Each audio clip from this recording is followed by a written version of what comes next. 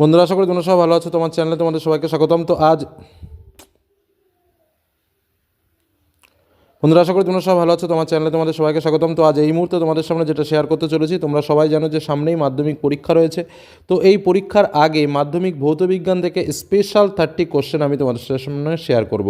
কারণ তোমরা জানো যে এর আগে আমরা প্রত্যেকটা অধ্যায়ভিত্তিক আলাদা আলাদাভাবে প্রশ্ন শেয়ার করেছিলাম, যেখানে প্রশ্ন সংখ্যা একটু বেশিই ছিল স্বাভাবিকভাবে, যেহেতু প্রত্যেকটা অধ্যায় থেকে আমরা যেখান থেকে 2 মার্কের প্রশ্ন আসবে সেখান থেকে স্পেশালভাবে তুলে ধরেছিলাম। তবে সেই প্রশ্নগুলো কিন্তু অবশ্যই ভালো, সেগুলো ভালো করে পড়তে পারলে তো খুবই বেটার। আশা করি সেই প্রশ্নের বাইরে কোনো প্রশ্ন পরীক্ষাতে আসবে না। যারা দেখোনি তারা চ্যানেল প্লেলিস্টে গিয়ে লাস্ট মিনিট সাজেশন যেটা রয়েছে সেটা একটু দেখে নেবে। আর যারা এখনও সেইভাবে পড়াশোনা করে উঠতে পারেনি তাদের জন্য বলবো যে এই যে স্পেশাল 30 কোশ্চেন তোমাদের জন্য শেয়ার করছি, এই 30টা কোশ্চেন ভালো করে তোমরা অন্তত একটু দেখে যাও। কারণ তোমাদের পরীক্ষায় 2 মার্কের 9টা প্রশ্ন লিখতে হবে। কিছু কিছু প্রশ্নে অথবা থাকে, তো ঠিক যেমনভাবে প্রশ্ন আসতে পারে ঠিক সেরকমভাবেই আমরা তোমাদের জন্য 30 কোশ্চেন সিলেক্ট করেছি। এই 30 কোশ্চেন তোমরা যদি ভালো করে রেডি করো, আশা করছি যে এর মধ্যেই তোমরা পরীক্ষাতে কমন পাবে। সময় নষ্ট করবো না, আমরা সরাসরি প্রশ্নে চলে যাব। প্রথম প্রশ্ন, জীবাশ্ম জ্বালানি সংরক্ষণের প্রয়োজনীয়তা কী? দ্বিতীয় প্রশ্ন, 0 ডিগ্রি সেন্টিগ্রেড থেকে কোনো গ্যাসকে উত্তপ্ত করলে তার চাপ ও আয়তন উভয়ই দ্বিগুণ হয়, গ্যাসের চূড়ান্ত উষ্ণতা কত হবে? অথবা 300 কেলভিন উষ্ণতায় ও 75 সেন্টিমিটার পারদস্তম্ভের চাপে নির্দিষ্ট ভরের কোনো গ্যাসের আয়তন 250 ঘন সেন্টিমিটার হলে 227 ডিগ্রি সেন্টিগ্রেড উষ্ণতায় 125 সেন্টিমিটার পারদস্তম্ভের চাপে ওই গ্যাসের আয়তন কত হবে? দেখো, কিছু কিছু চ্যাপ্টার রয়েছে যে চ্যাপ্টার থেকে অথবাতে প্রশ্ন আসে, যেমন এই চ্যাপ্টার থেকে এরকম প্রশ্ন আসবে, ঠিক সেরকমভাবেই প্রশ্নটা তুলে ধরা হয়েছে, ঠিক আছে।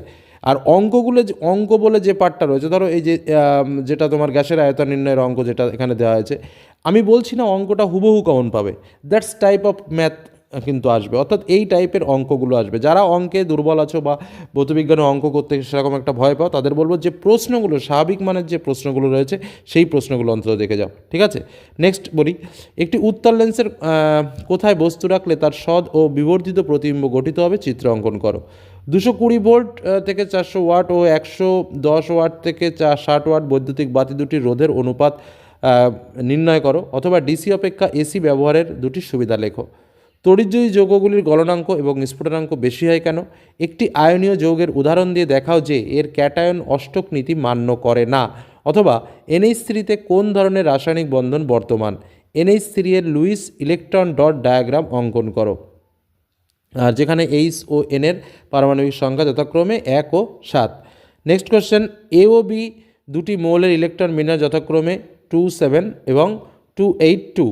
A ও B মৌল দুটি যৌগ গঠন করলে উৎপন্ন যৌগের সংকেত কী হবে? কী ধরনের রাসায়নিক বন্ধনের মাধ্যমে যৌগটি গঠিত হবে? পরবর্তী কোশ্চেন, কলঙ্কহীন ইস্পাতের উদাহরণগুলি কী কী?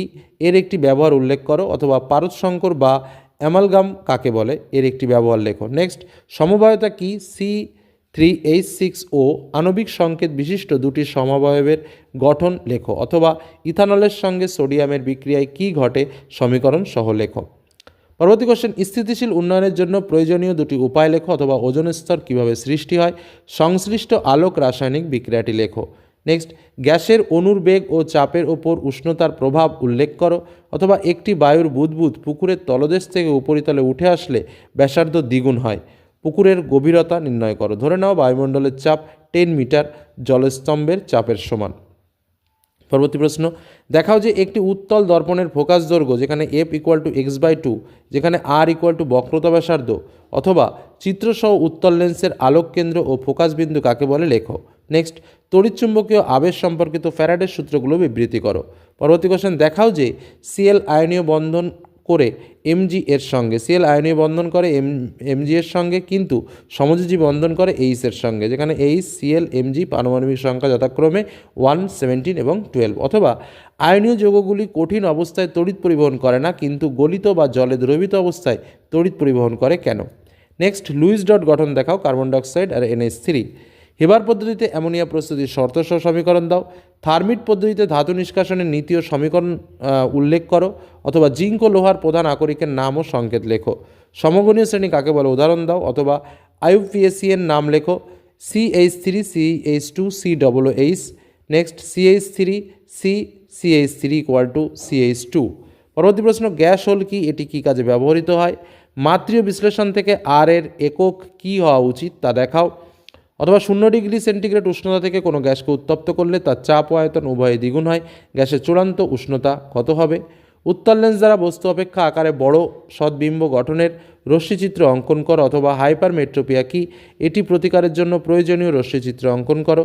কোনো পরিবাহীর মধ্য দিয়ে 1 মিনিটে 6 × 10⁻20 সংখ্যক ইলেকট্রন অতিক্রম করলে পরিবাহীর মধ্য দিয়ে কী পরিমাণ তড়িৎ প্রবাহিত হবে? সোডিয়াম ক্লোরাইডের অষ্টতলীয় ক্লাসে প্রতিটি Na ক্যাটায়ন কয়টি Cl অ্যানায়ন দ্বারা পরিবেষ্টিত থাকে? দুটি সমযোজী যৌগের নাম লেখো যা ধ্রুবীয় দ্রাবকে দ্রাব্য।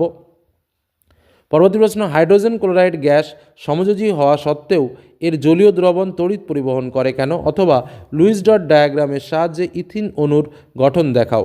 নেক্সট কোশ্চেন, স্পর্শ পদ্ধতিতে অনুঘটক হিসেবে V2O5 প্লাটিনাইজড অ্যাসবেস্টসের মধ্যে কোনটি উপযোগী এবং কেন?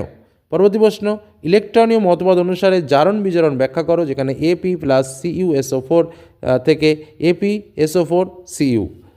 অথবা কোনো ধাতুগুলিকে কার্বন বিজারণ পদ্ধতিতে নিষ্কাশন করা হয়? কোন ধাতুগুলিকে কার্বন বিজারণ পদ্ধতিতে নিষ্কাশন করা হয়? পরবর্তী প্রশ্ন, কীভাবে পরিবর্তন করবে, যেখানে HC CH3 অথবা ক্যাটিনেশন ধর্ম বলতে কী বোঝো? পরবর্তী কোশ্চেন, স্থিতিশীল উন্নয়নের মূল লক্ষ্য বা উদ্দেশ্য কী? দেখাও যে বায়ু ছাড়া অপর যে কোনো মাধ্যমের পরম প্রতিশতাঙ্ক 1 অপেক্ষা বেশি, অথবা কাপড় কাচার পর সাদা কাপড়ে নীল দেওয়া হয় কেন? পরবর্তী প্রশ্ন, মোটর নীতি ও ডায়নামো নীতির মধ্যে পার্থক্য কী?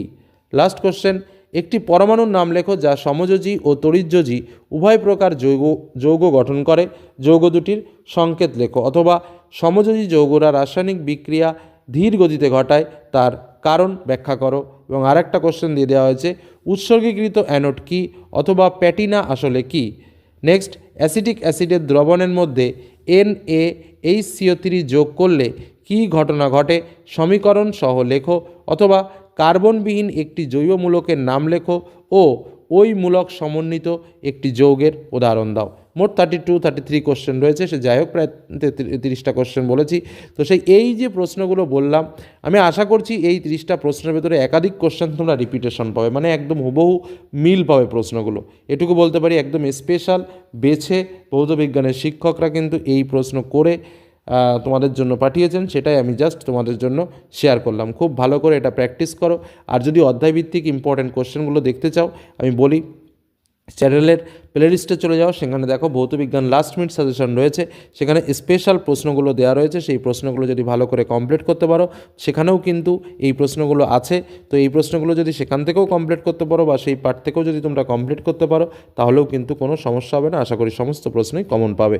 আজকের মধ্যে এখানে শেষ করলাম। সকলে ভালো থেকো, সুস্থ থেকো, সাবধানে থেকো। ধন্যবাদ।